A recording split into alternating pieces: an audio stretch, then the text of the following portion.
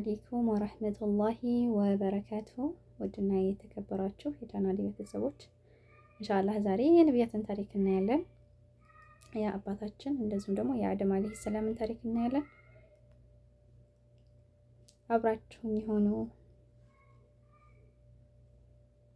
አዑዙ ቢላሂ ሚነሽ ሸይጣኒር ረጂም ቢስሚላሂር ረህማኒር ረሂም ألف لام ميم تنزيل الكتاب لا ريب فيه من رب العالمين أم يقولون افتراه بل هو الحق من ربك لتنذر قوما ما أتاهم من نذير من قبلك لعلهم يهتدون الله الذي خلق السماوات والأرض وما بينهما في 6 أيام ثم استوى على العرش ما لكم من دونه من ولي ولا شفيع أفلا تتذكرون يدبر الأمر من السماء إلى الأرض ثم يعرج إليه في يوم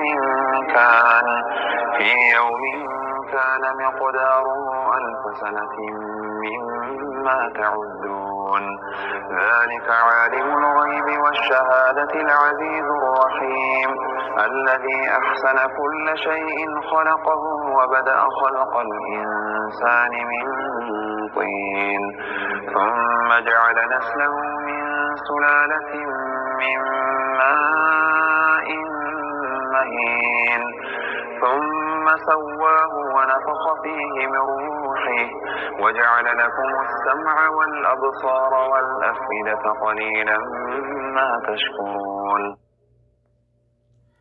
ኢንሻአላህ ወደ ታሪካችን እንሄዳለን። ክፍል 1 እጀምርላችኋለሁ ማለት ነው። ኢንሻአላህ አስተያየት እንደዚሁም ደግሞ ይቀጥል የምትሉት ካላችሁ በኮሜንት ላይ አሳውቁኝ።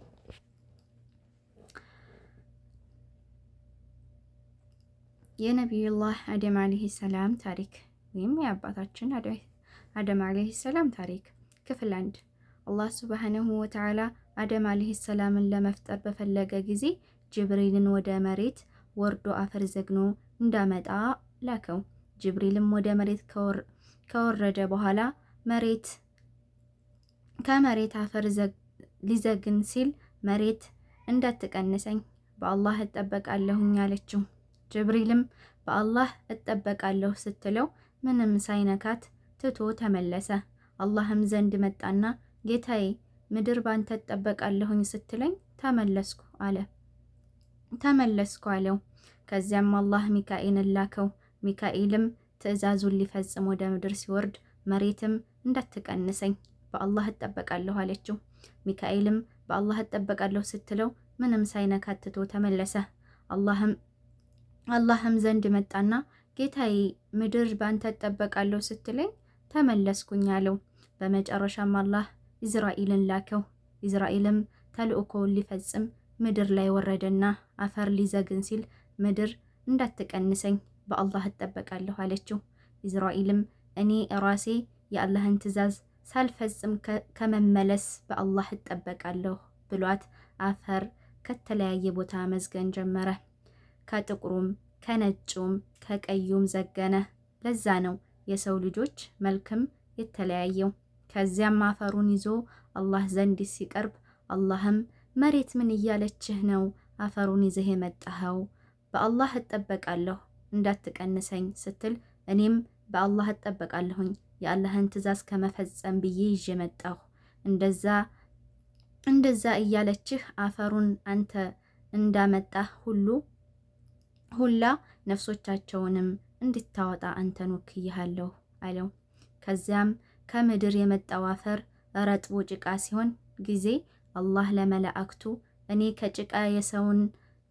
ከጭቃ ሰውን ልፈጥር ነው፣ ፍጥረቱንም ባስተካከልኩና ከመንፈሴ በነፋሁበት ጊዜ ለእርሱ ሰጋጆች ሆናችሁ ውደቁ ብሎ መልእክት አስተላለፈላቸው።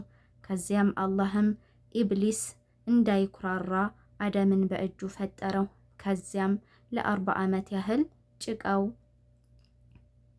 የጭቃው ቅርጽ ብቻ ሆኖ ከረመ እና መላእክት በዛ በኩል ሲያልፍ አደምን ሲያዩት በጣም ይፈሩ ነበረ። ነፍስም አልገባለትም ነበረ። ከሁሉም በላይ የሚፈራው ኢብሊስ ነበረ። ኢብሊስ ሁሌ ከአደም ጭቃ አጠገብ ሲያልፍ መታ አድርጎት ነበር የሚያልፈው። ያን ጊዜ ሸክላ ሲመታ እንደሚወጣው ድምፅ ይሰማ ነበረ። ከዚያም ኢብሊስ ከአደም ጭቃ ጎን ላይ ቆሞ አንተማ ለሆነ ነገር ነው የተፈጠርከው እያለ በአፍ እየገባ በመቀመጫ ይወጣ ጀመረ። ለመላእክትም እኔ በዚህ ላይ ከተሾምኩ አጠፋዋለሁ በማለት ይዝት ጀመረ።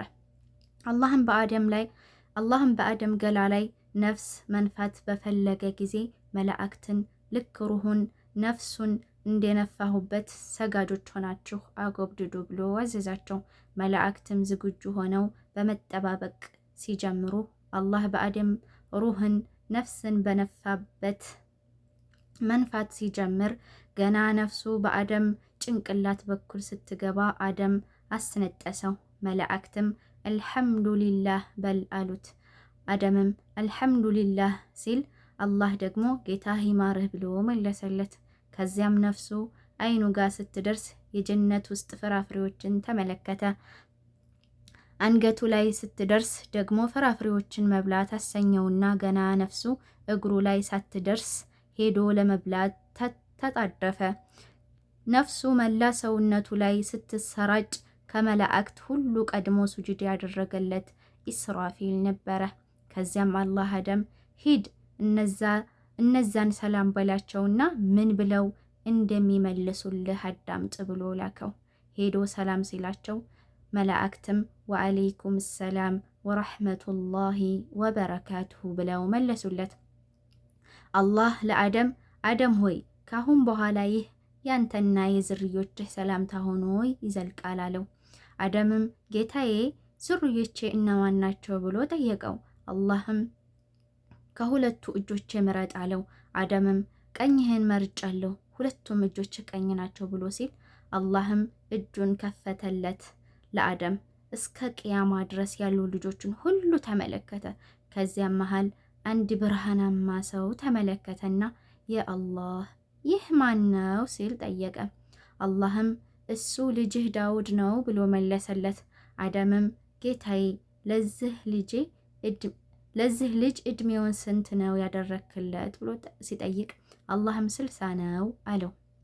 አደምም ጌታዬ ከኔ እድሜ 40 ቀንስና ለሱ ጨምረህ 100 ሞላለት አለው። አደምም የተመደበለት እድሜ 1000 ነበረ። አላህም እሺ ብሎ ሞላለትና መስካሪ መላእክቶችንም አደረገ። ክፍል 1 ድረስ እናደርጋለን እናቆማለን። ኢንሻአላህ ክፍል 2 ይለቀቅልን የምትሉ በኮሜንት ላይ ያሳውቁኝ። አብራችሁ ስለነበራችሁ ከልብ አመሰግናለሁ። ላይክ፣ ሸር፣ ሰብስክራይብ በማድረግ ሌሎች የማያውቁ የአደም አለይሂ ሰላምን ታሪክ እንዲደርስ አድርጉልኝ ኢንሻአላህ። ጀዛኩም አላህ ኸይረን። ሰላሙ አለይኩም ወራህመቱላሂ ወበረካቱ።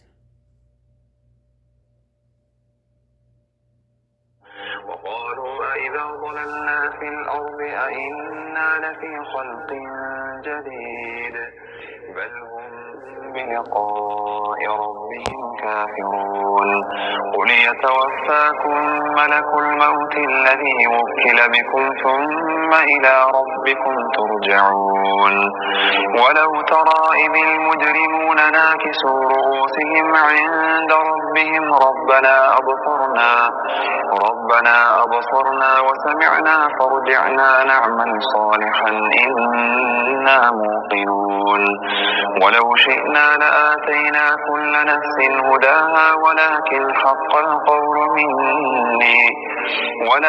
حق القول مني لأملأن جهنم من الجنة والناس أجمعين فذوقوا بما نسيتم لقاء يومكم هذا إنا نسيناكم وذوقوا عذاب الخلد بما كنتم كنتم تعملون